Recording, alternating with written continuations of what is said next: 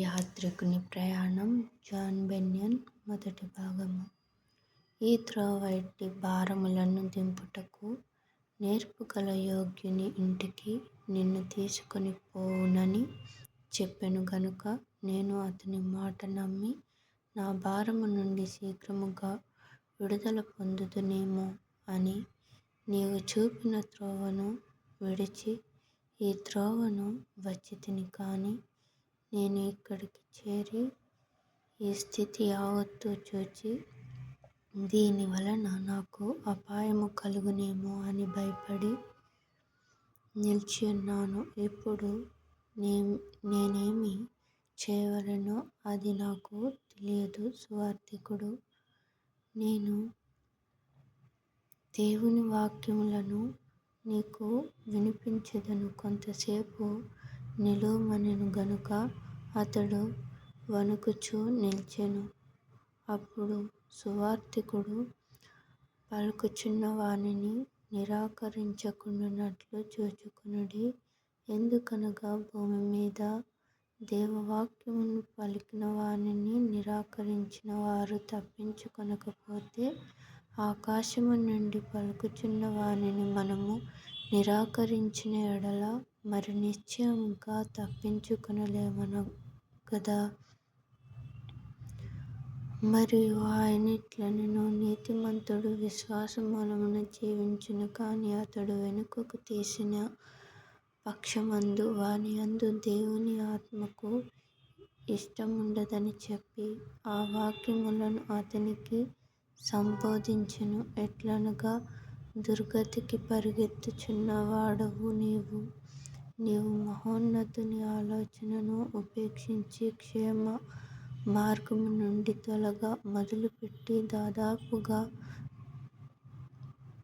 ప్రాణాపాయము కలుగచేసుకొంటివని పలికెను. అప్పుడు క్రైస్తవుడు, అయ్యా, నేను నశించెదనని కేవలము కేకలు వేసి ఆయన పాదముల యొద్ద చచ్చిన వాని వలె పడెను. సువార్తికుడు దాన్ని చూచి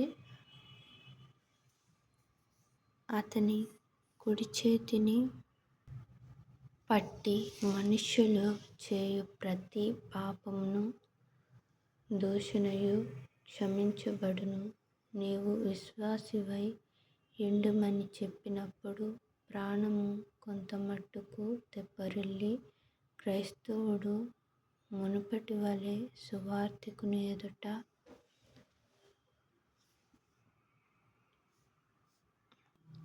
వణుకుచూ నిలువబడెను.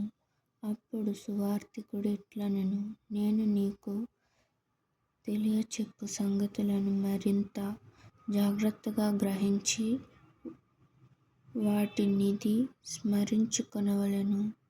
ఎవడు నిన్ను మోసపుచ్చెనో, ఎవని యొద్దకు అతడు నిన్ను పంపెనో వానిని నీకు తెలియచేసెదను. నిన్ను కలుసుకొనిన వాడు లోకజ్ఞాని అను పేరు గలవాడు.